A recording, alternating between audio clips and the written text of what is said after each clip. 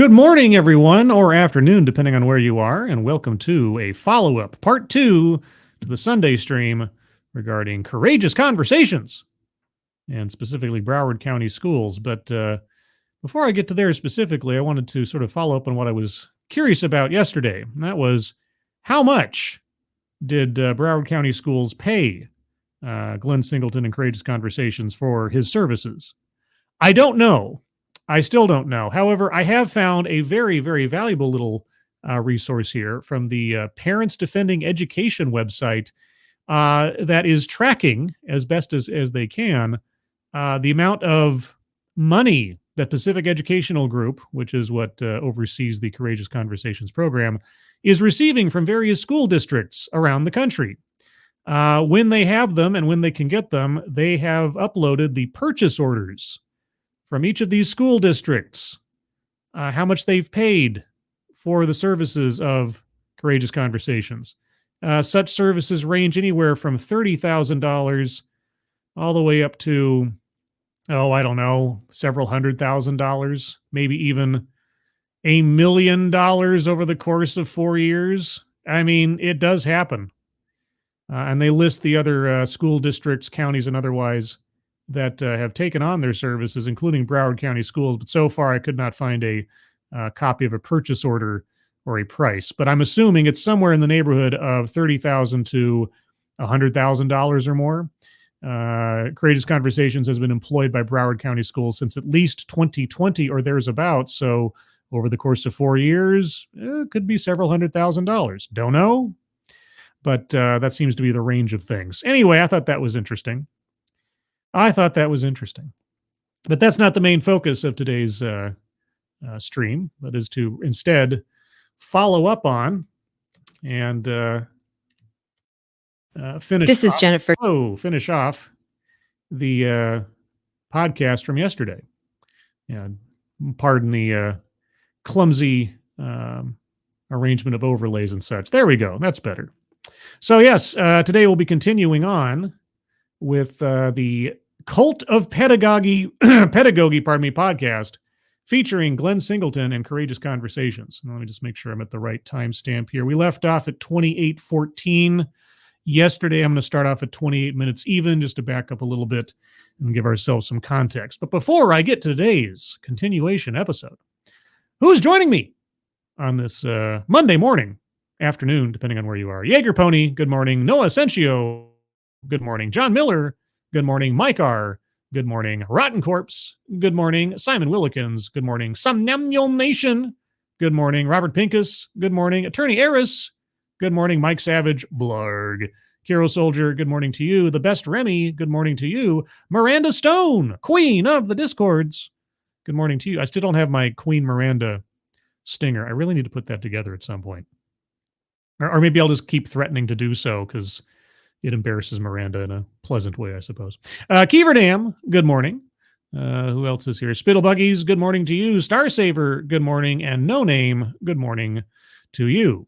Also, before I forget, at the top of the chat box, I have put a link to the donation page for the Leukemia and Lymphoma Society. I'd appreciate it if you take a look at that and donate if you are able, or if not, please do share that out on social media. My father was recently diagnosed with leukemia.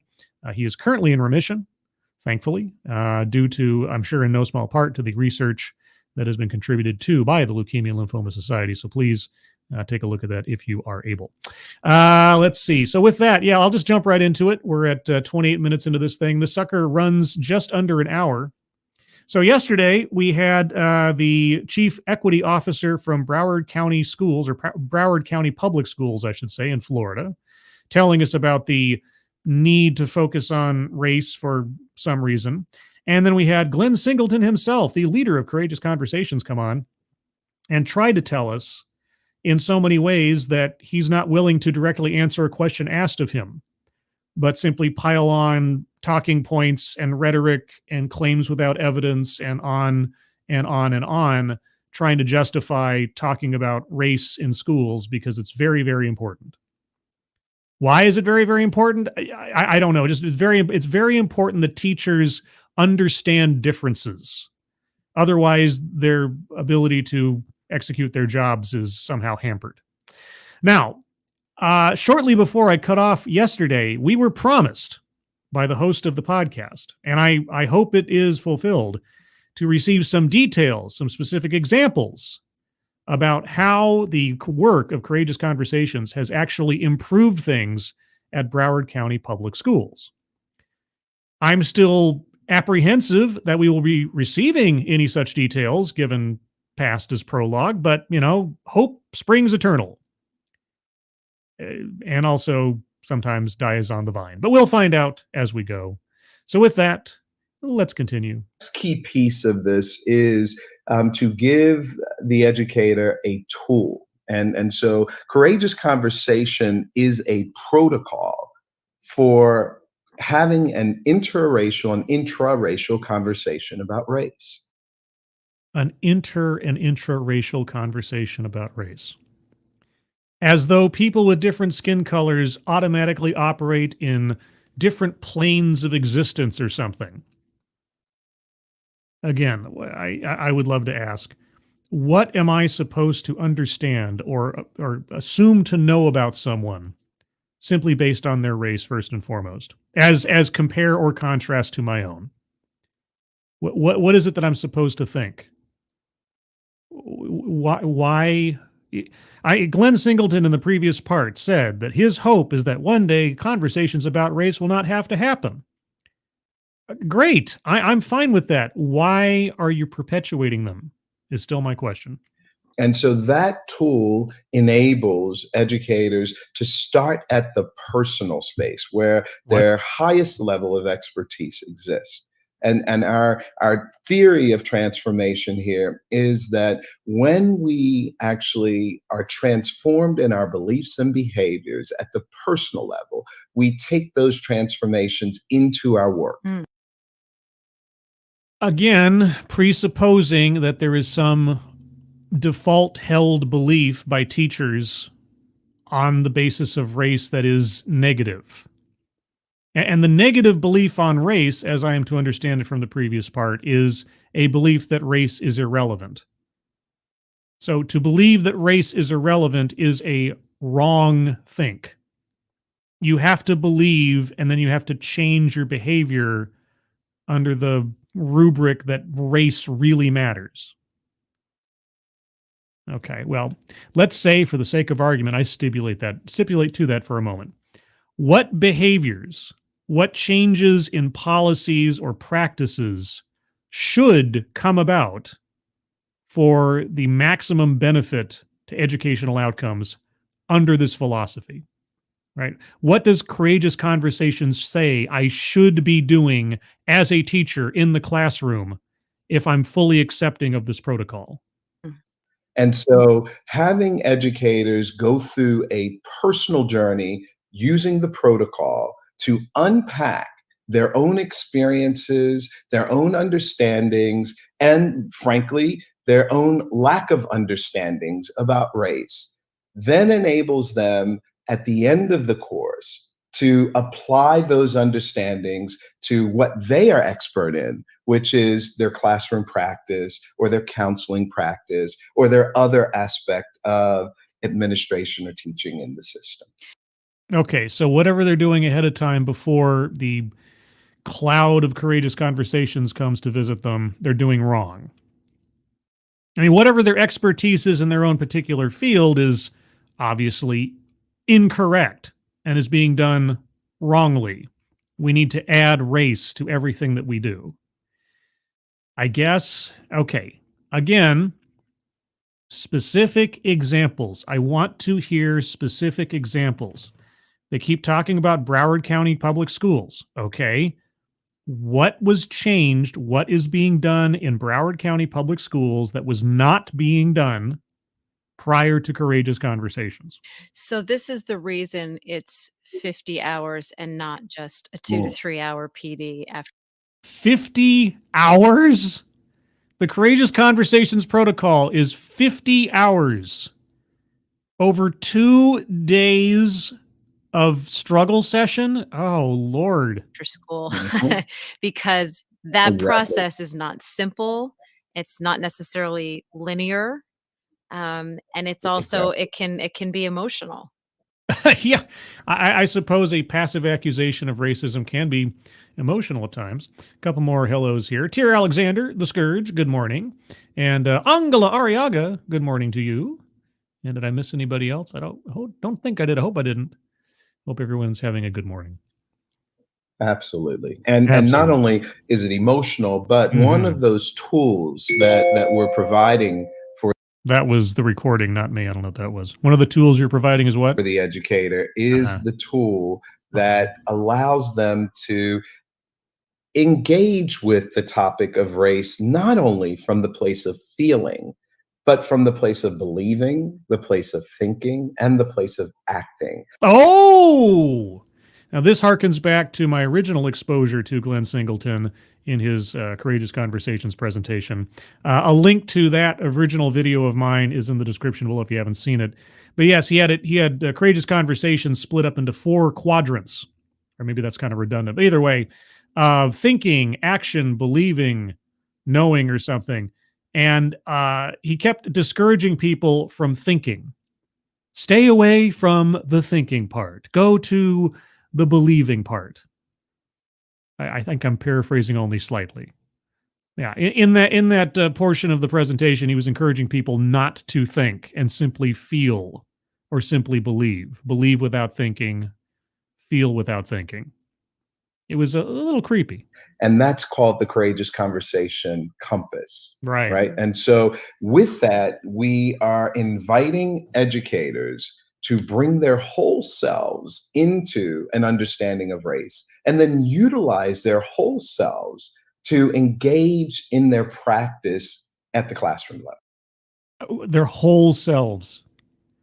You don't care about their whole selves. You care about them focusing on skin color. But again, all we're getting is fluff. We're not being given an example, a walkthrough. Like, hey, give us Joe Schmo educator that comes through this course. What is it that they're supposed to be doing after going through this course? Or what changes to their strategy, to their curriculum is it that is ideal after a 50-hour online course of racial engagement? One of the ways that you do this, a big key piece of the protocol is what you call the 4 agreements of Courageous Conversations. The 4 agreements. Okay. So what are we signing away when we take on the Courageous Conversations protocol? Could we review those quickly so people have some idea of the Absolutely. Absolutely. And so just to sort of couch it first in a frame, I've said, Courageous Conversation is a protocol for being able to engage, sustain, and deepen intraracial and interracial conversations about race. Right. Because again, skin color determines some quality or modality of thinking, I guess. And so in it, we're using 3 tools: the compass, the agreements, and the conditions. The compass, the agreements, and the conditions. Okay, I'm familiar with the compass, at least passingly. I'm not familiar with the agreements or the conditions. And we are progressing the conversation at 3 levels: how you start it, how you hold on to it, and how you take the conversation to a place where the conversation in and of itself is an act of transformation. Such cultish sounding gobbledygook. I mean, it sounds like multi-level marketing or something, but okay. Let's detail what are the agreements and what are the conditions. And so the agreements then are sort of the rules of engagement. Right. And there are 4 of them. The first is that we stay engaged in the conversation. It recognizes essentially that in our society, we have been given permission to disengage from this conversation. Okay, so I am duty bound to maintain a conversation about race, even if I don't want to, even if it's uncomfortable. I have to stay and face the proverbial music. Is that taking it too far, or is that about right, do you think? And so if we hold ourselves in the conversation, and very specifically, if we hold ourselves in a holistic way in the conversation, those God, Boy, oh boy, authenticity, holistic. There are some words that just come up over and over and over again where when they end up being used in a sentence or a statement, my brain just stops for a second, goes, is that, does that make sense to the definition of the word? What is he talking? What does he means holistic? And let's just remind ourselves what holistic, what the dictionary definition of it is. And I won't take it on faith that I can remember it myself, so I will look it up. Holistic, characterized by the belief that the parts of something are interconnected and can be explained only by reference to the whole. Okay, so what was that again? And very specifically, if we hold ourselves in a holistic way in the conversation, those are the four aspects of the compass. So, Jennifer, when I have this conversation with you at the personal level, which is that engagement point, I am going to bring to you not only my thinking about race, but I'm going to bring to you my beliefs about race, my feelings about race, and how I'm called into relationship with the topic, my acting around race. Okay. I'm already being brainwashed by trying to imagine how this is going to work. I would love to see one of these, I don't know, quote unquote conversations, not lectures, not interrogations, but conversations in practice. Okay. The second is that I am going to experience discomfort. And that Is that an agreement? I agree to experience discomfort, or is that, are we still on the agreements, or is this on the stages? I don't know. the second is that I am going to experience discomfort. And that discomfort arises because the inception of race, the beginning of race, was not such a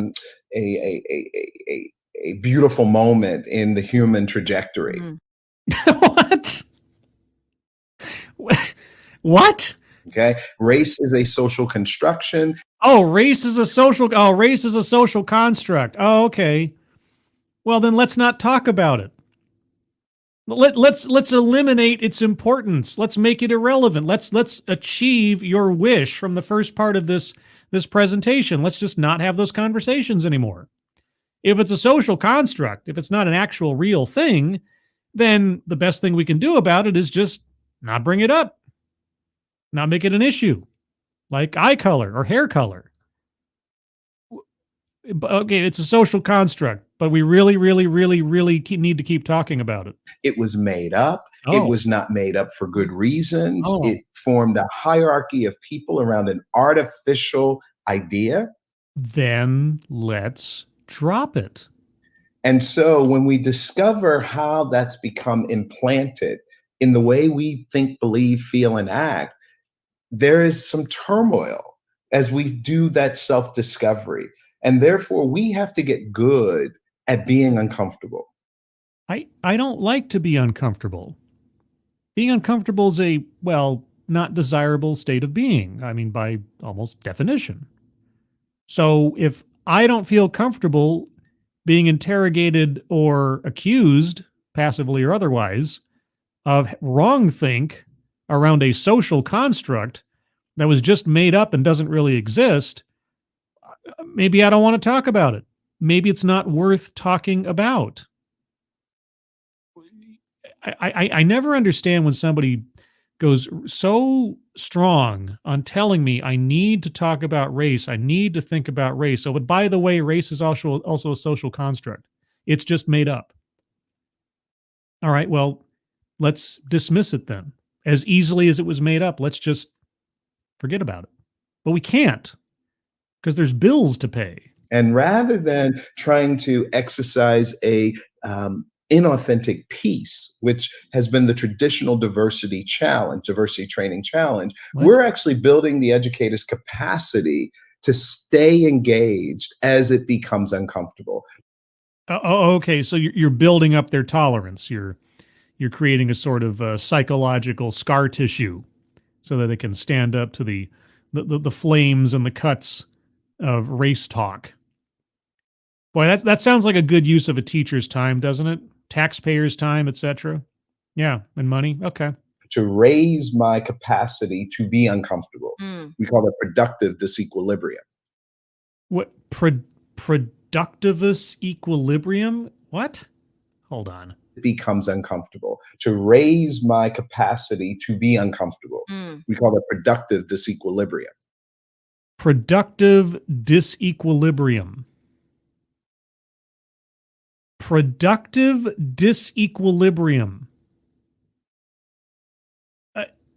The pain makes you stronger. Just stay in the room longer and you'll be stronger. The third is to speak our truth. Speak our truth. Okay, so first off, I have to commit to staying into the conversation. Secondly, I have to get comfortable with being uncomfortable. And now I have to stay in my truth. Right? Or to speak your truth, essentially, Oh. my truth. And Wait, is it your truth or is it my truth? Whose truth am I speaking? we come to this conversation with a willingness to share what's real for us. And What's real for us? Okay, well, I really would be curious to know. Not that I would be. I am curious to know. What's real for me? If I brought what's real for me into this conversation, how do you think I'd fare? How do you think I'd end up going through this? And I really want to know if someone is, volunteered or goes through this protocol in Broward County Public Schools, and they go through the entire protocol, all 50 hours of this stuff, and they come out the other side and they say, I'm not going to do this. I'm not going to talk about race inordinately in my classroom. I'm not going to make it an issue as a matter of course. I'm not going to try to intertwine it into every lesson plan or curriculum. If it ever comes up, it'll come up in a social studies portion or maybe a history portion, but elsewise, why bother? I wonder what the administrators at Broward County Public Schools would say to a teacher who spoke their truth in that fashion. I really wondered. And even if what's real for us is not what's real for others, or what's real in the macro, the global, throughout the whole district, we need to start from a place of what makes sense to me. What are you talking? Oh my God. I'm going to be asking this until the very end, aren't we? We're over just a little bit over halfway through this thing, and we still haven't been given a specific example, a specific policy, procedure, a success story, nothing. So I can't easily imagine what he's talking about because it's all just gobbledygook. And that's the initial conversation. And then the final agreement to expect and accept non-closure. And that is that we can't have educators frustrated because they can't fix it, tie it up in a bow, and have it done. So wait a second. So I have to stay in a conversation and agree to be uncomfortable in this conversation. I have to speak my truth, but I also have to accept that there will be no resolution. What exactly is the purpose of this again? So if I come out of this entire thing and I feel like something's missing, I feel like something hasn't quite been explained, I feel like there's something not quite tied up in this protocol. Oh, that's part of the plan, you see. If you come out with more questions than you have answers for, you see, that was all part of the protocol to begin with. So don't have any expectations you're going to reach a resolution in any of this. If you've come out of this completely bewildered and boggled, that was to be expected. This is such nonsense. If I come out of this 50-hour protocol, online course, interactive struggle session, and I feel like I'm lost in the woods still by the end of it, I've already agreed at the forefront that that's okay. Right? It's something that is still persistent in our society, even as Broward makes these tremendous leaps forward. Okay, all right. What leaps forward? I really, really, really want to know, what has Broward Public Schools done or achieved in the Courageous Conversations timeline that actually amounts to an improvement of something, measurably improved?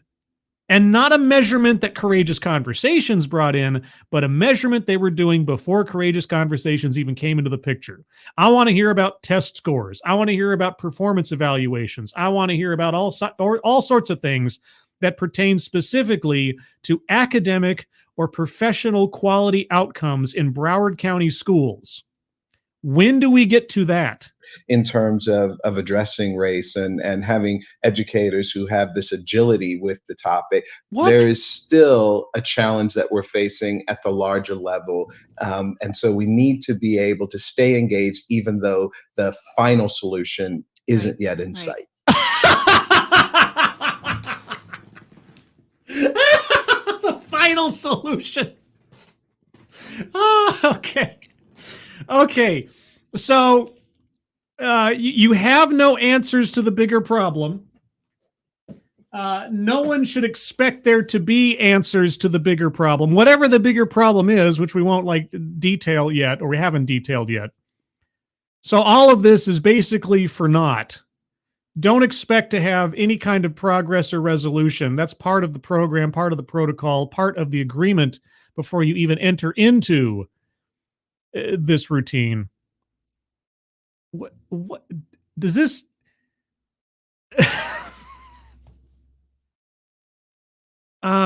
This sounds like the biggest money pit, just absolute void of purpose or use for taxpayer money.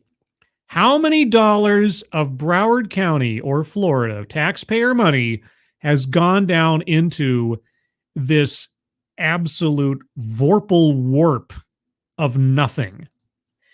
One of the insights that I gained, or something that was kind of an epiphany for me in reading about that discomfort, is that I often think of it in terms of the white experience. That you think of it in terms of the white experience. Oh, do tell. I mean, I always love it when people are going to tell me how I experience the world based on my skin color. There's nothing at all racist about that. If I just walked down the street and saw someone who was black and I said, "Hey, I know what the black experience is like because I read a book on it." I wonder what that person would think about my, daring declaration. I know a lot of white people want to push away conversations about race. A lot of white people want to push away conversations about race. Why do you think that might be? Well, why do you think that might be? Those conversations just divide us. Mm-hmm. And one of the things that I saw repeat. Of course, those conversations divide us because they divide us on the basis of skin color, which is an irrelevancy. It's an irrelevancy. And you just proved it. Talking about white people. You've just divided people up into one giant demographic that covers an endless number of individual people, and over that even an endless number of different cultures and so on. But you don't care. You're willing to monolith them and just say the white experience.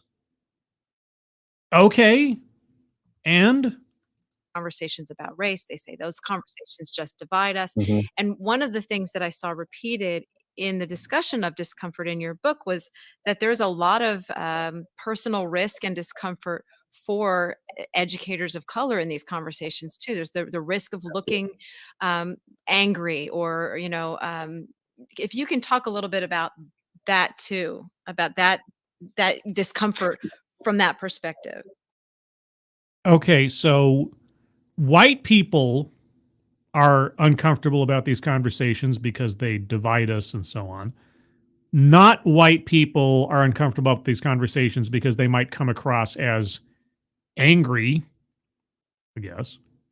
And we've already talked about in the previous part how teachers in general, or the, mainstream American teachers or something, are afraid of saying the wrong thing and so on. Boy, what is the upside to these conversations? What is the net benefit to these conversations?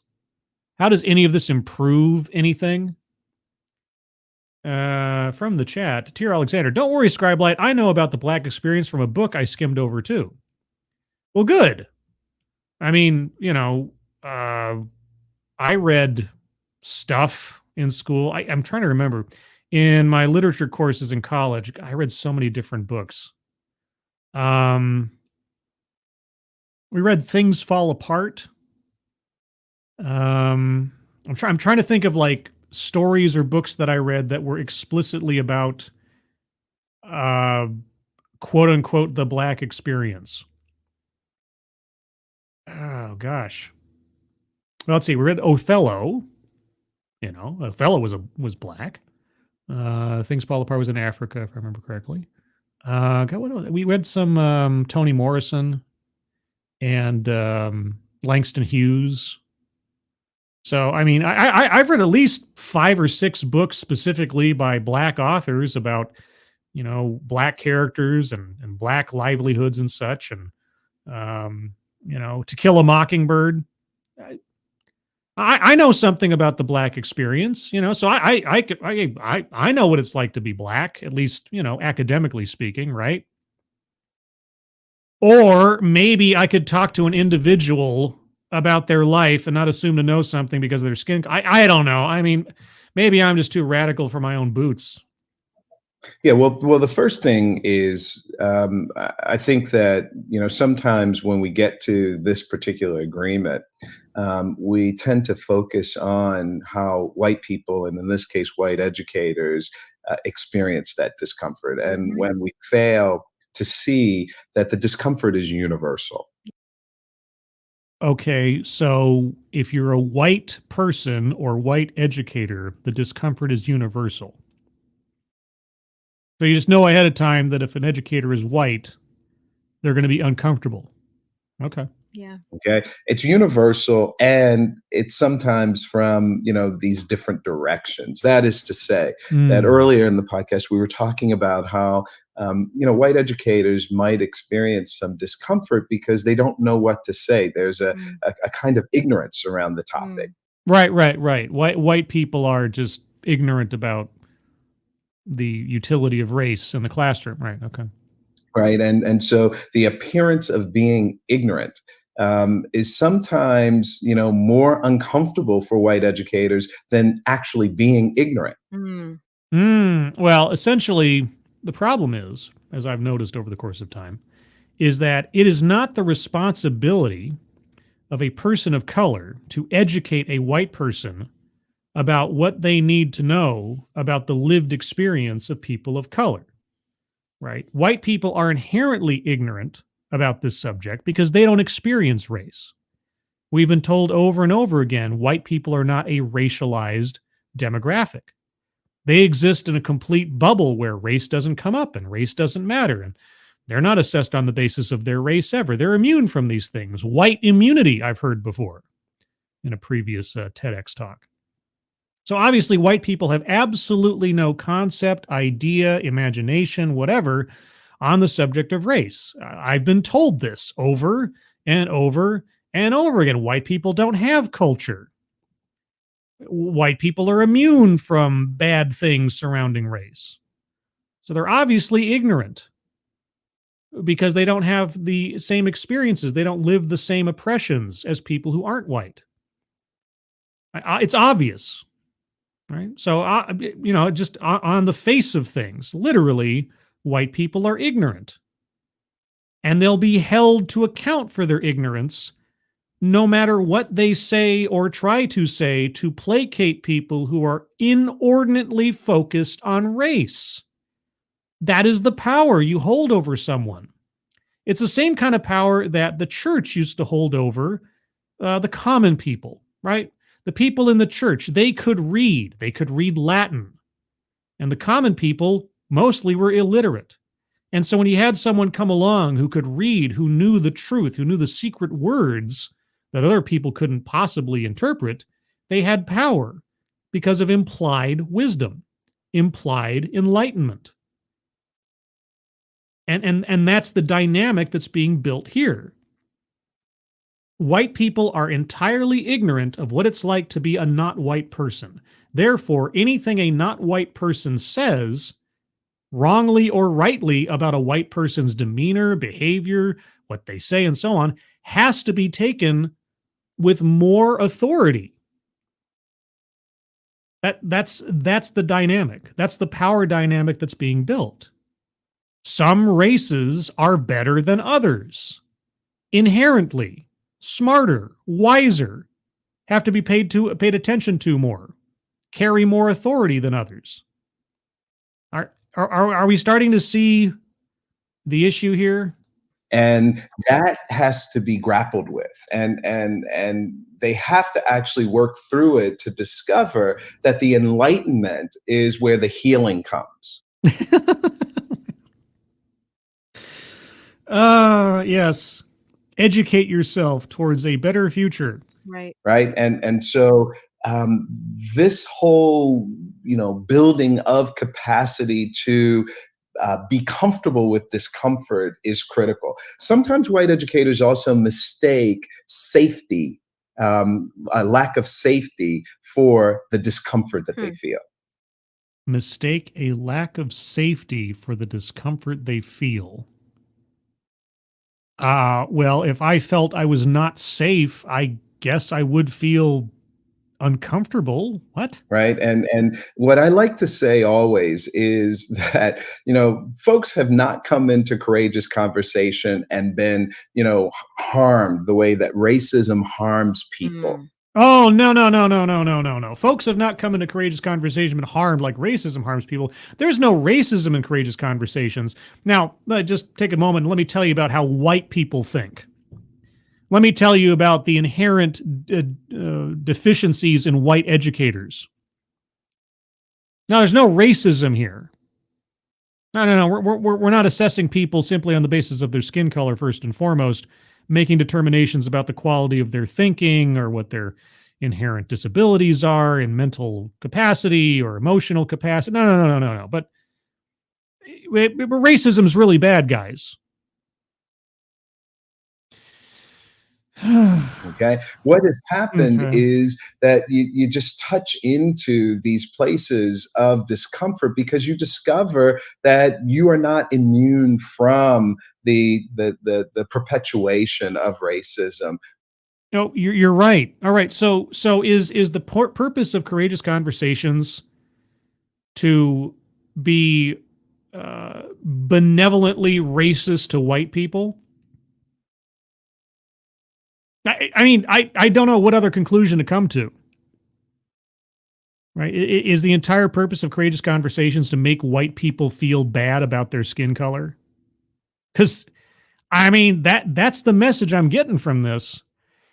We are 36 minutes, almost 37 minutes into a 49-minute presentation. Almost 50-minute presentation. It's 49:59. And I have yet to hear anything about what's going on in Broward County Public Schools. Do you think we'll get there? Or the internalization of racism. And so when we start to also understand that people of color are very uncomfortable as well, because we have been trained in society to withhold our truth and to withhold our truth about racial injustice for this peace that people feel in their ignorance. Yeah. What? And so this, and you can think of the mantra that we were taught, ignorance is bliss. You know what would solve all this? I know, it's a crazy idea. What if we just didn't look at each other as skin colors? What if we looked at each other as individuals, as names, as people? Didn't make assessments of one another first and foremost on skin color. Didn't assume to know something about someone because of their pigment. Can you imagine such a world? I remember someone who had a dream about such a world. Well, it's not bliss for everyone. You know, Yeah. it's actually quite destructive and uh, debilitating. yeah, I can hear the smile in your voice as you're saying this. Boy, oh boy, all that pain and suffering and And it leads to these outcomes that we see in education when people are resting in blissful ignorance. Okay, tell me about those outcomes. Show me a school district the size or complexity of Broward County who has not participated in courageous conversations, and compare and contrast that with the current numbers, results, evidence from Broward County Public Schools that courageous conversations has contributed to. When do we get to Broward County? Mm. So for people to get just a general sense of what the training looks like, you're leading people sort of progressively through different conversations, using these Yeah. different agreements and protocols that Where are the conditions? Did we miss that part? I heard about the compass. We heard the agreements. When do we get to the conditions? are set up that keep them in the room, Mhm. and really it's not that they finish this with, okay, now I know exactly what to do. It's more that the value is in having those conversations, raising awareness, and having a set of communication tools in order to continue basically that work beyond the training. Okay, so I don't come out the other side of this knowing anything more, just having gone through it is the purpose. This is a protocol for educators to improve their skills in the classroom, right? But apparently, if I don't have anything on the other side of this that actually improves my skills, that's still a good thing. I'm still up because I participated. Thank you, Mr. Tickletrunk, for the happy, smiley, lovely dog cat fox. Oh, dog cat fox. Wowie. Wow. Wow. Ooh, that's a your boy Pat dog cat fox. Thank you so much, Mr. Tickletrunk. Appreciate it. Hope you're having a good day and hope you're enjoying the show. Also, late hello to Your Ridiculous Lunatic. Good afternoon. And a Fostonia. Late again. Hi, everyone. No, you're never late. You're always exactly on time. Or something. Also, St. Michael. Good morning or afternoon, depending on where you are. And anybody else I might have missed so far or is lurking. Good morning/afternoon. Absolutely. We have been trained to not see race and racism, and we have been trained to not talk about it when we see it. Who's we? Look, when someone's being racist, it's fairly obvious. I mean, when someone is trying to quote unquote shoot to wound on the basis of race, it's pretty obvious. The microaggression nonsense aside. But elsewise, I don't go around thinking about race all the time. Apparently, that's the wrong way to think. Which, again, is just so... I've been saying this for years. I remember so clearly in my first grade class, and I think it was on Martin Luther King's birthday or thereabouts, we watched a video. The teacher rolled in the TV on the big metal stand, the CRT TV in the olden days on the big metal stand with the VCR attached. And we watched a video of old black and white newsreel footage of the protests in the South and the fire hoses and the dogs and the marches and everything else. And then, of course, it culminated in that portion of the I Have a Dream speech by Dr. Martin Luther King. And I'm watching this as a 6-year-old back in 1986 or whatever it was. And I'm looking at this, and of course, my perspective on time and the world and history and everything else is so skewed because I'm such a little kid. And I'm looking at this black and white footage, and I'm thinking, this was a long time ago. And this is how people used to act. But we've learned our lesson, right? People don't act like the people were mean. This is my child's mind thinking, right? People were mean in the olden times, in the black and white times. But I look, in my classroom, there were kids from all stripes. There were Asian kids and black kids and Hispanic kids. I knew kids from all over the place. And so my experience as a kid was we're past this stuff. And I know it's very simple-minded and not very nuanced, but it was the perspective of a child. It was a very simple perspective. There are bad ways to treat people, and there are good ways to treat people. There was a time in history where things were bad, and now they're not that way anymore. Very simplistic. And I know, idealistic on the level of a 6-year-old. But I had friends from across the spectrum, if you want to call it that, and I didn't think twice about it because I wasn't looking at a color. I was looking at my friend. I was looking at my classmate. But apparently we can't have that mindset. We're not allowed to. We have to focus on skin color. We have to make some kind of assessment, some kind of judgment about other people and ourselves. That's the correct way of thinking. I took a look, and you can do this yourself on Amazon. I looked up Glenn Singleton, the latest edition of Glenn Singleton's book, Courageous Conversations. And I paged through. They have that little feature on there where you can preview the first 20 pages or something of it. And I'm looking through all the index of chapters and the introduction, and I'm kind of skimming through all this. And I'm just thinking to myself, every page of this book, every word on these pages is trying to convince me that it's okay to look at someone as a color. For whatever nonsense is laid out in print, all of it is trying to justify a benevolent racism that is functionally no different than the adversarial racism of the past, just in a new package. And it absolutely boggles me that this is where we are. And again, this podcast is from 4 days ago. This isn't something from 5 years ago or when I started my YouTube channel. This is still going on right now in public schools. Public schools around the country are paying tens of thousands or hundreds of thousands of dollars to recruit consultants like Glenn Singleton or others to promote this nonsense. And to what end? To what benefit? To what resolution? Oh, well, don't worry. Having a resolution isn't actually part of the package you're paying for. It's just you have to go through it because reasons.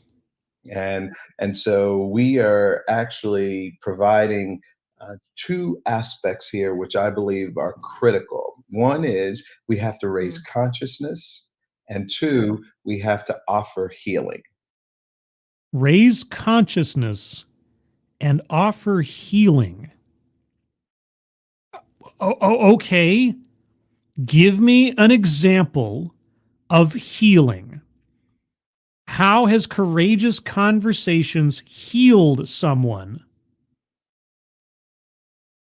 When do we get to examples?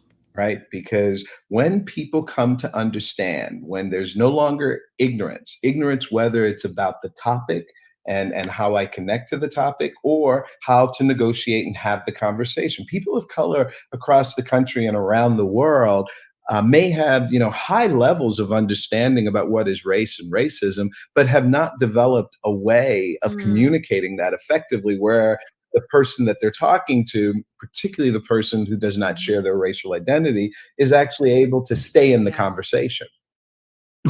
What does any of that mean? What?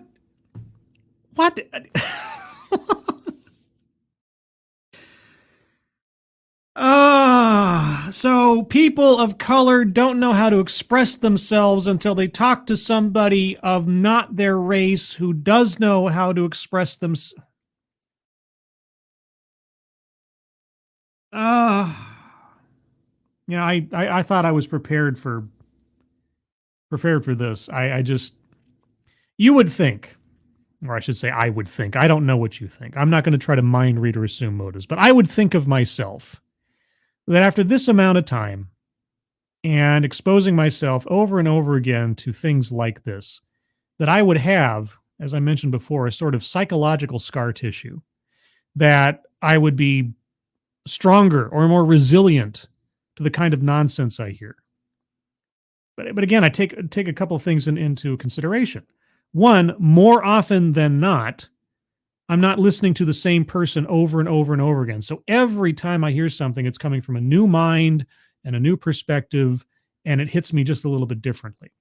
In this instance, my exposure to Glenn Singleton was fairly limited. What you see in that video I've linked in the description is about as far as I went in that first exposure to Courageous Conversations. To hear more of this, and to hear just how empty of a bag there is, and yet somehow this nonsense keeps going and going and going and getting paid for. I don't know if I'll ever run out of bewilderment. I mean, and do I want to? I'm not sure. And so, we see the tools as the healing aspect. And the revealing of how race plays out from the personal level is the consciousness raising piece. And so that is, what's going on in this training. And it is step by step. It is carefully engineered so that wherever you enter is perfect.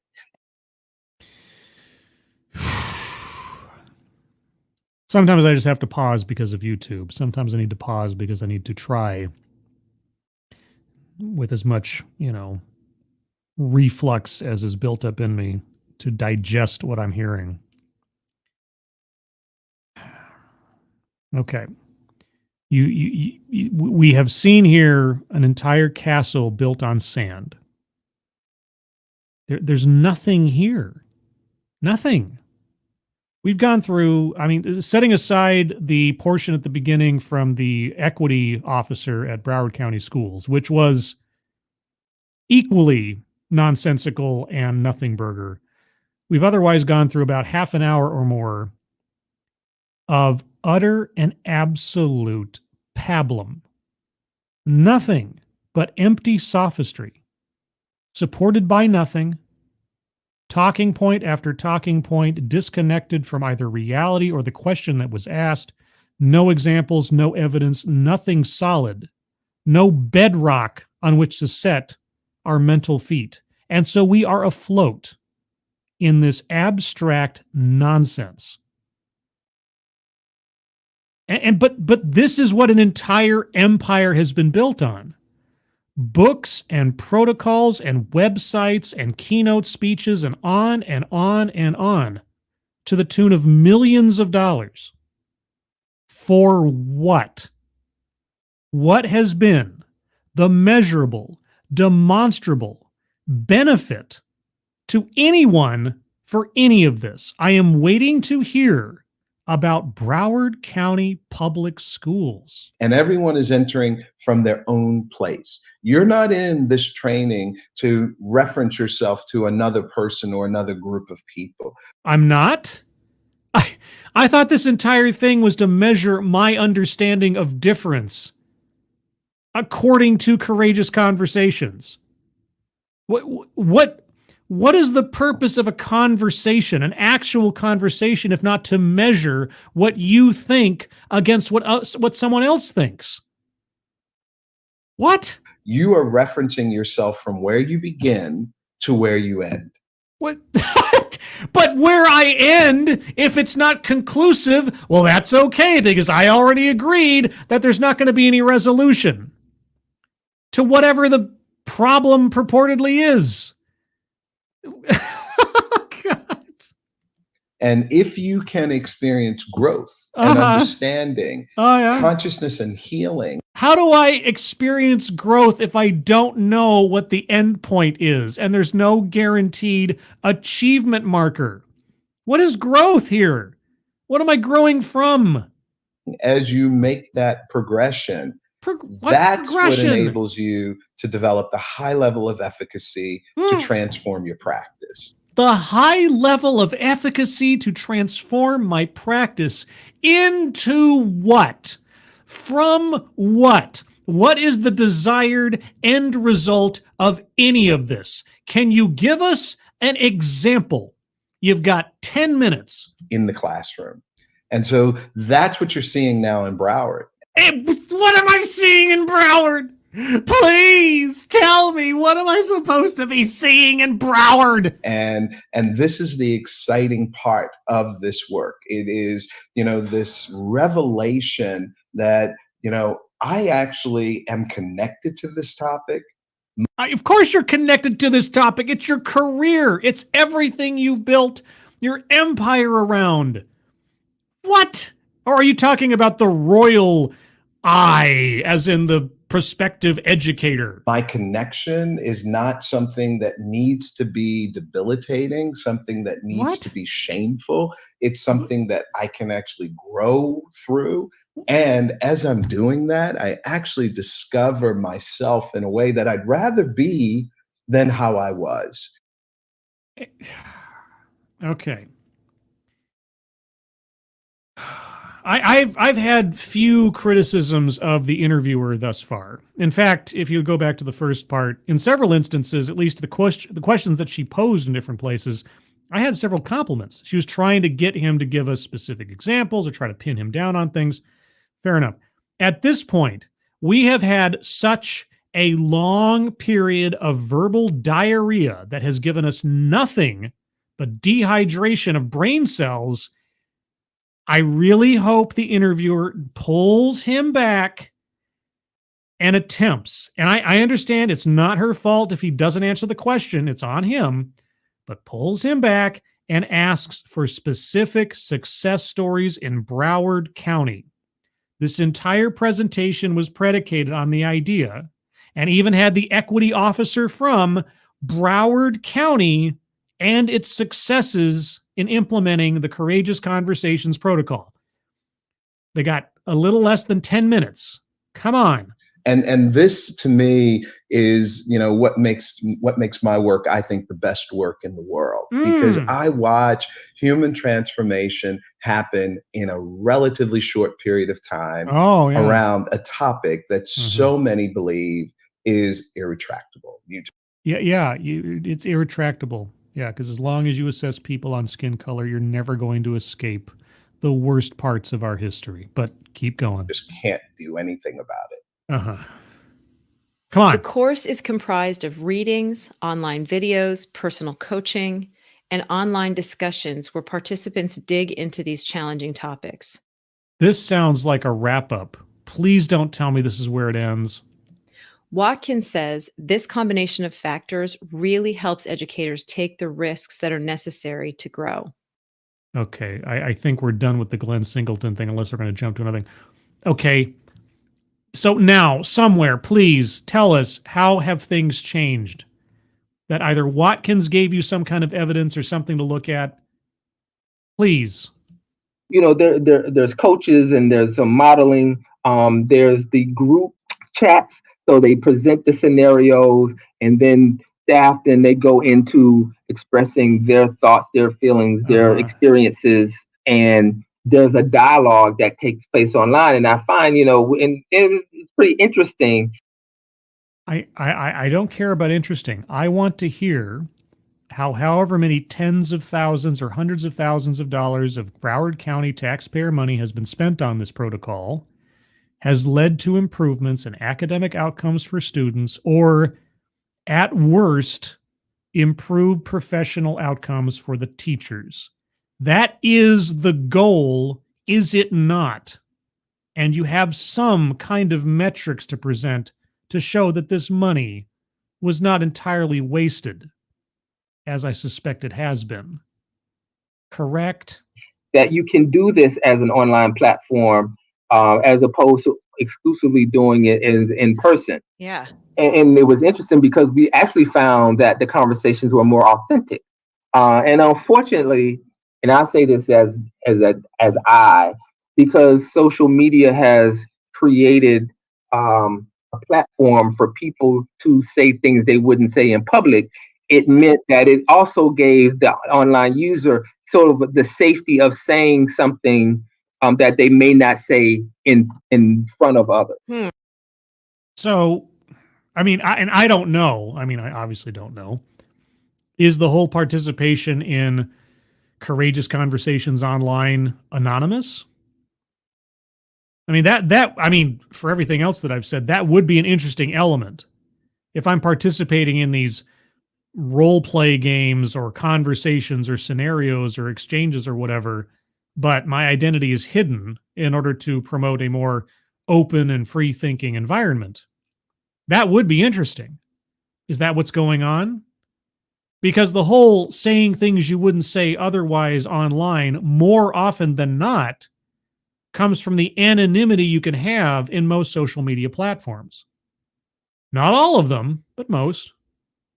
So is that part of Courageous Conversations online platform, anonymity? So we really got honest feedback, we felt, from the participants. Were they talking, when you say online conversations, are you talking sort of like a message board or like Skype, like a video chat? Oh, okay, again, compliments to the interviewer, asking for specifics, asking for details. It helps, you know. I mean, Glenn Singleton knows how to avoid actually answering the questions, but I appreciate her asking the questions nonetheless. No, like through a message board, like through the conversations of messaging. So it's written. Okay, so it's a message board. Okay, so Courageous Conversations runs a message board. I'm guessing it's not a very expensive setup. It's probably a widget. How much are you guys paying these guys again? Written conversations. Yes, written conversations. And there is some components where you have the coach, the facilitator, to come on. We do videos, so there's video components of the work. And so you're looking at that as well. There are articles that you're responding to that, you know, push your thoughts, challenge your thinking. Articles that push your thoughts and challenge your thinking. Okay, so they have a glorified pro boards thing going on, or a Discord server or whatever. I don't know. Could I run a consulting firm using a Discord server and charge tens of thousands of dollars for the privilege to be allowed to be yourself in conversations about race? I tell you, every time I listen to one of these things, I feel like I got into the wrong business in the last several years. And so the resources through Pacific Consulting Education have been phenomenal because, you know, people always ask the question, well, how can you do this in a relatively short amount of time, but also how can you make it engaging? How can you do this in a relatively short amount of time, make it engaging? No, that's not my question. My question is, what have been the net measurable benefits to the protocol? What has been the return on investment? I mean, as we saw from the website I showed at the top of the show, at minimum, several tens of thousands, up to hundreds of thousands, or over the course of years, maybe even millions of dollars are being paid to Pacific Educational Group and Courageous Conversations for these services. I would like to think that someone in the accounting department of these school districts is asking the question, what are we getting for our money? So what is it? What is the net benefit of any of this? And one of the things that, we found very enriching is you have all of the articles and resources already there for you. Oh my gosh, you mean they've got a bunch of links to articles and they put them onto a post? Boy, oh boy, that's totally worth $10,000. Hell, I mean, guys, those of you who've joined my Discord, if I put up a pinned post with several referenced articles on Dogcat Fox, I'll write them myself. It'll take me 10 minutes with ChatGPT or something. Is that worth a subscription fee of $10,000 a year, you think? You got to understand, it is really heavy lifting to post links to articles onto a message board post. You can't imagine the amount of emotional labor that goes into making a message board post. The person we are listening to right now is a paid employee of Broward County Public Schools. And this is the best he can promote about the benefits of courageous conversations. Article links on a message board. And then you have the coaching who kind of help guide you through the conversations and really forces you to really be descriptive and thorough in your expression. Forces. You know what?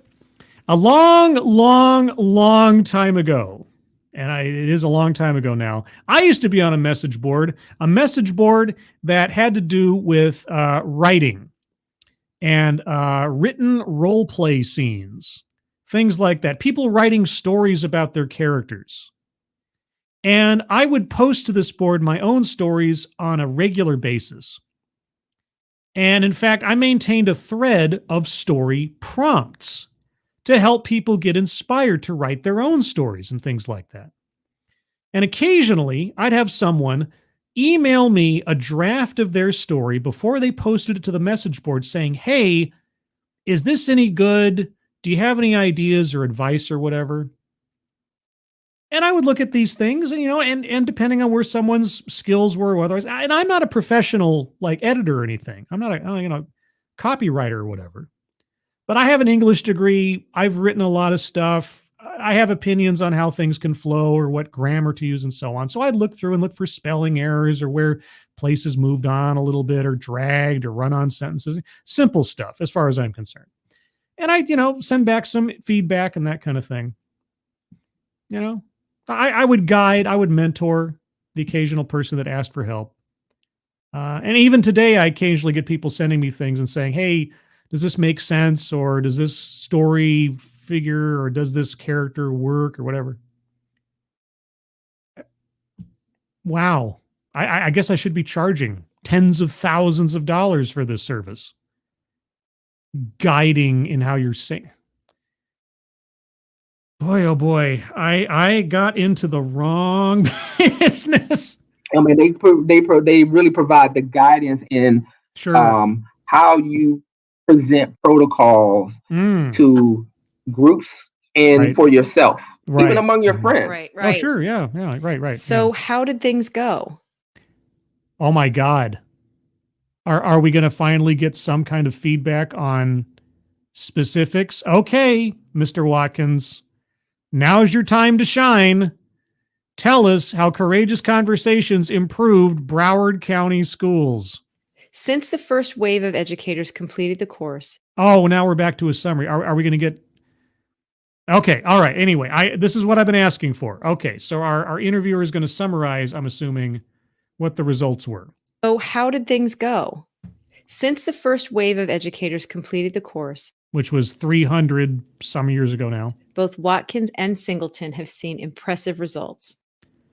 And what are those results, and how are they measured, and how do they compare to whatever the status was before Courageous Conversations? Come on, specifics. Not only did cohort members give overwhelmingly positive feedback, they demonstrated big shifts in mindset. That means absolutely nothing. How were educational or academic outcomes for students improved, and or how was professional performance improved in a measurable, demonstrable way? Here's David Watkins again. Okay, David Watkins, the floor is yours. Out of 300 people, yes, we only had 3 people who did not complete the course. Wow. Okay. And? Wow. When we did the surveys of how they felt about the course, we struggled to find anyone critical from their feedback. They all just gave it glowing reviews. They believed that this was something that they've been waiting for. And did they have a choice to say otherwise? What happened to those 3 that didn't complete? Did anyone give a negative review? But okay, I'll take your word for it. 297 of the 300 original participants were all for it. What changed?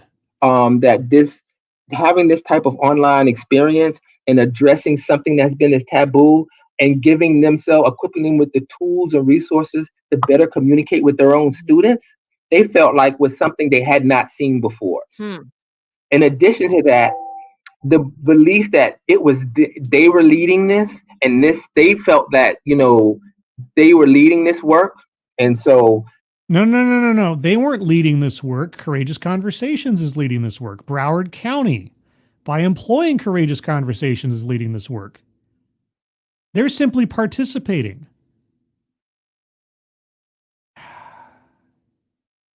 How did any of this benefit student, educational, or academic outcomes?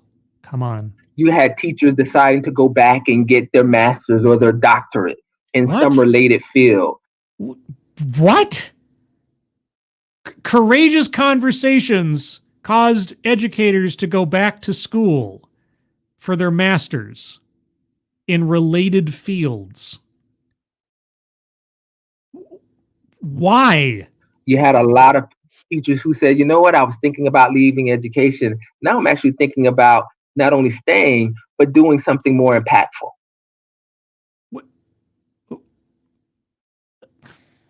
I don't know why I keep asking the same question over and over again, probably because I'm not getting any answers. We saw teachers see themselves now as equity. I'm using the word warriors, but when I started looking at the signatures of a lot of the teachers who had gone through the course, they put equity liaison as their signature. Equity liaison, equity warrior. Was that out of a sudden revelation of adherence to this philosophy, or is that simply done as a matter of career survival? I wonder. As they identify, what they do, and what it began to do for them was they then become the point person in their school as the go-to person for school leadership and for colleagues to ask questions, to facilitate conversations, experiences, opportunities related to what they learned through the course. Oh, is that so? Huh. So if I'm the only person in my school that has gone through the Courageous Conversations protocol, if anyone in my school has questions about the Courageous Conversation protocol, I'd be the point person they'd come to ask questions about it? Still waiting for how this has improved anything about academic outcomes among students. So now they were being asked to facilitate professional learning that from the learning that they gained to their entire faculty. Wow. Still waiting. Along with that work, the teachers had wraparound support while they were taking this class in culturally responsive teaching, in foundations of equity. Culturally responsive teaching and foundations in equity. Still waiting. That we were doing at the school level, at the district level. So we were providing information and training around some of those components, as well as reorienting them to our school discipline matrix.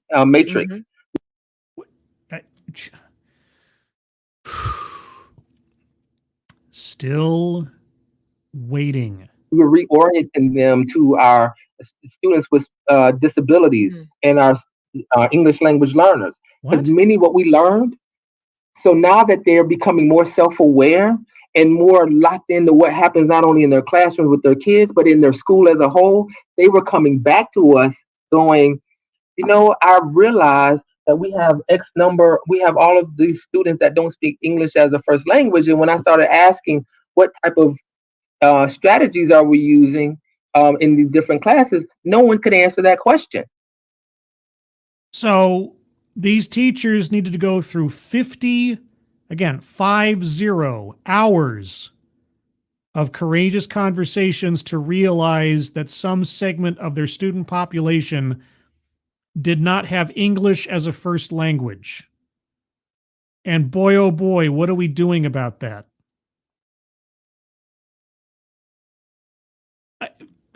Okay.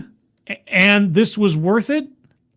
And so now they're talking about it from an equity issue. We also began to talk What? about the history The history. of the communities where they live. The history of the communities where they live. And none of this would be possible without courageous conversations. So I told you earlier about, where many of our teachers that are teaching in our system come from the Northeast Corridor. Yeah, Northeast Corridor was basically a euphemism for white people. Or they're not from the community where they are working. Right. Right, they're white. What? Even at this late date, this guy cannot say what he means. He has to dance around it.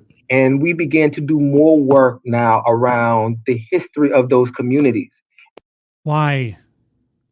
Unless you're talking about some kind of civics class or something, why? And there were lots of surprises for our educators. Oh. And they began to make connections about why certain communities were disengaged or why other communities were particularly passionate about something that you might think is pedestrian, like the name of the school. The name of the school. When we've got less than 2 minutes left, or maybe just about 3 minutes, pardon me.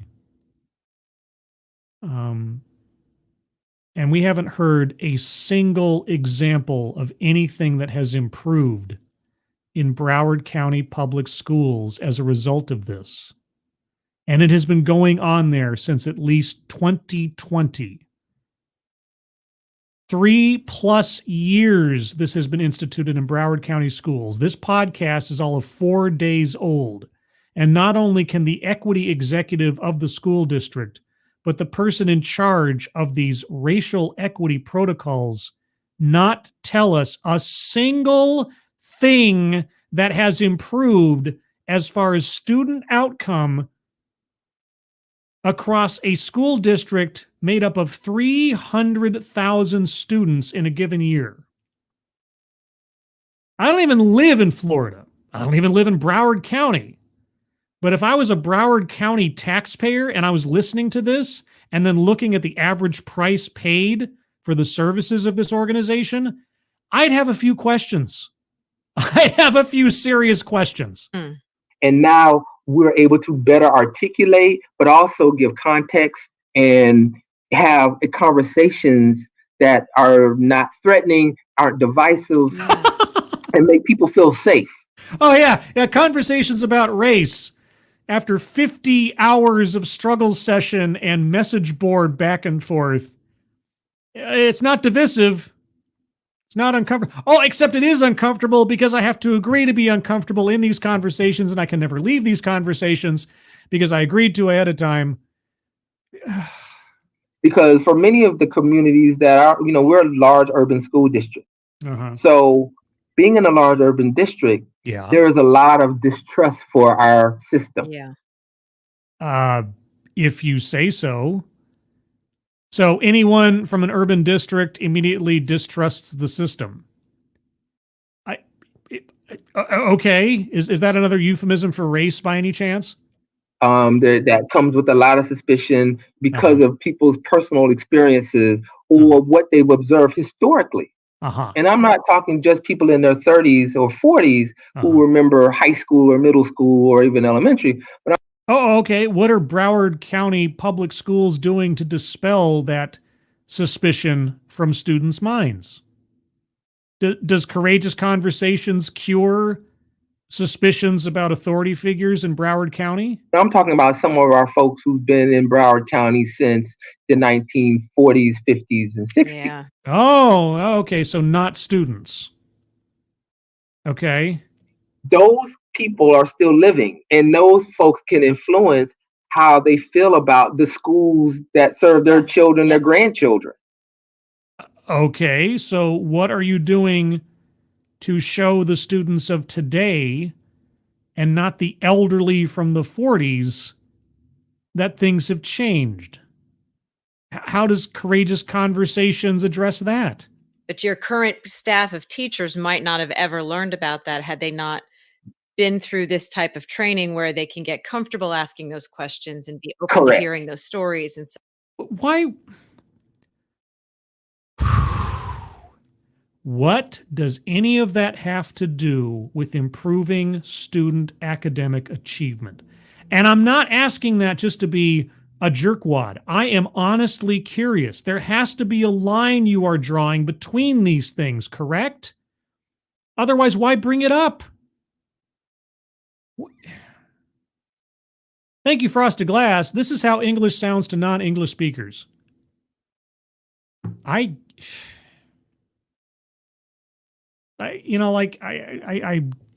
can't tell you how many times I've said this on TEDx talks. I have in front of my mind the persuasive essay structure, and I'm waiting for certain things to be hit. Right, and my mind and my imagination is clawing and starving for more information to try to put a picture together of what I'm listening to and what it has to do with anything, and the promise of the title or the promise of the individuals involved. And when it constantly is not being fulfilled, it drives me up the wall. And it really only leaves me with two options in my mind. Either the professionals involved in this conversation, Watkins and Singleton, either they are hiding something, they are explicitly and perpetually and intentionally obscuring the truth for reasons I can't possibly imagine, or they have nothing to offer. It's one or the other, and neither one paints a very rosy picture about what's going on, does it? If I had been involved in a school district's evolution of bad thinking to more productive thinking over the course of 3 or 4 years, and I put them through my protocol, and I was willing to name the district, in fact, even have the chief equity officer from the district on to bolster the utility of the entire protocol, you would think that the entire presentation would hinge on saying, before Courageous Conversations, our students' academic achievement or our students' survey of connection to their teachers had a rating of X, and X was really low, right? Out of 500 students that we polled across 2 different schools, we had ratings of students feeling like they could relate to or connect with their teachers at 35%. And it was pretty sad. It was like a morale test. It was sad. But in the intervening years after Courageous Conversations, we polled those same number of students. In fact, even some of the same students from before Courageous Conversations, several had graduated by then, but we polled as many students as previous, and our numbers went from 35% to 67%. That's an amazing achievement. Now, I'm just making that up, right? That's just complete fiction off the top of my head. But wouldn't that be a great starting point to show the efficacy and utility of this entire endeavor? Is to at least be able to say, we did some work, we saw some changes, and here are the numbers. Whether I believed them or not is beside the point, right? But they did not even offer a rosy assessment of achievement in this entire thing. Even something I could question. It's been nothing. Nothing upon nothing upon nothing. And both Watkins and Singleton are drawing tens of thousands of dollars at the minimum from Broward County taxpayers to do what they do. And what is the result? Nothing. So that just builds a completely different foundation for the whole community. That's correct. Yeah. So that's what this course does. The course really just opens the dialogue. Yeah. Right. It makes people feel comfortable. I'd like to give a big thank you to David Watkins and Glenn Singleton for. Okay, well, I would like to give a big thank you to the Cult of Pedagogy podcast for, at the very least, enlightening me on the continued irrelevance of DEI and race consultancy. And also the vicarious frustration on behalf of Broward County Public Schools or the residents therein that are paying their tax money for this stuff, that they're getting nothing for the investment. Nothing. These two officials, Watkins and Singleton, had an open forum to gloat about their successes. And throughout an hour-long presentation going back and forth between the two of them, what did we hear about what has actually been achieved in Broward County? Nothing. And certainly nothing about student academic improvement. Now, maybe they have some numbers out there. I don't know. But I can't think of a better opportunity to gloat, to show off your success stories, to show the numbers between before, during, and after the process. Nothing. Anyway, this was supposed to be a showcase of something meaningful. And years on, since my first look at Courageous Conversations, I can honestly say that nothing has improved.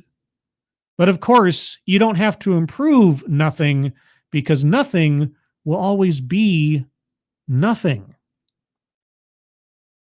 Anyway, a couple minutes here for whatever you guys have to say, and then I will wrap up. Ercole DeStefano, better late than never, waiting to clock out. It's true. It's true. Better late than never. And it's always here to look back on. You can always rewind. Faustonia, I just typed in Google Courageous. Courageous Conversations was the 4th line item on the autocomplete. Well, hey, there you go. Courageous Conversations knows how to exercise that SEO. Faithless, that would require results. I know, right? And again, you would think, you would hope, and maybe this is just my idealism talking, that someone in the accounting department for Broward County Public Schools be asking the question, hey, we've got an invoice here for tens of thousands of dollars to something called Courageous Conversations. What are we getting in return for our investment in this? Anybody? Somewhere? Or is paying for this nonsense simply a performative gesture to show how virtuous somebody is? I don't know. I can't imagine. I can't imagine why else you'd throw money down this hole. No name. That is functionality, the opposite of this protocol. Yeah, I know. Spittle Buggies, have a great day, everyone. Yes, everyone. I hope you have a great rest of your day, great rest of your Monday. Tier Alexander, Othello was a Moor, and to be black, you have to be American of African descent. I guess. I guess that is also true. You know, references change over time and distance and location. But as we know, race is a social construct. So, you know, basically you're only just changing, you're just swapping out one word for another and you're leaving the same thing, I guess. Something. No name, having sat through these protocols. What? Have you gone through Courageous Conversations, No Name? I am totally unsurprised by this talk. This is pretty typical for CCR. Yeah, I always hope I'm going to get some kind of insight. Something new will pop up. I'll get some sort of new information, some active examples that I can use as a reference point when I come to future conversations on DEI consultancy or otherwise. But, you have literally been through Courageous Conversations. Well, you have my sympathies. No name. Are you on the Discord server? If you're on the Discord server, I'd be very appreciative if you give a non-doxing rundown of your experience with Courageous Conversations for reference on the Sunday Stream channel. And by the way, if you'd like to join the Discord server, link is now in the chat box. Click on that link. You'll find yourself on the landing channel called Say Hello. In addition to saying hello, all you have to do in that channel is say the secret word. And the secret word will tell me that you're not a bot. Actually watch the stream and have thus earned the right, the privilege, the entitlement to join the Discord server. And today's secret word is holistic. Just say, hello, holistic, and I'll know that you actually watched the show. Outside of that, you can find me here Thursday nights at 6 p.m. Pacific, 9 p.m. Eastern for TED Excellence, where I'll look at off-brand TED Talks of various topics and interest for your education and entertainment pleasure. Or just my mind melting again as I try to understand something I don't understand and will never understand, probably. Outside of that, everyone, please also remember to like the stream if you like this kind of thing. And please do share this stuff out. I always wonder, I get a little introspective at times. Not about my beliefs on race, mind you, because I think that's pretty much well said. But I get introspective at times. Am I contributing in any way to the world in doing these things? Am I exposing or informing or doing anything of benefit? What is my purpose? Am I doing any good? Am I helping anything? Am I just shouting into the ether? I don't know. But if you think there's any value to what I have to say or anything about these subjects that might not be known by others, it does help. I think overall, if you share this stuff out there, and that goes for any other content creator you happen to like, that you come across, you appreciate their content, share it out, let people know that it exists. You might find out that there are other people out there that appreciate it as much as you do. And that is how we form community. And so before I start babbling like a Glenn Singleton, I'll just wrap up here. Everyone, thank you so much for joining me for this Monday, Part 2 Sunday stream. Moderators, thank you for keeping an eye on things, even though everyone here is so well behaved. You have very, very little to do. Everybody who donated either to myself or to the Leukemia and Lymphoma Society, link is at the top of the chat box. Thank you guys so much for your generosity. Very much appreciated. Everyone, hope you have a good rest of your Monday and week ahead of you. Hope you are all safe and well. If you're not well, please get well soon. And I will see you on the next one. Take care. Bye-bye.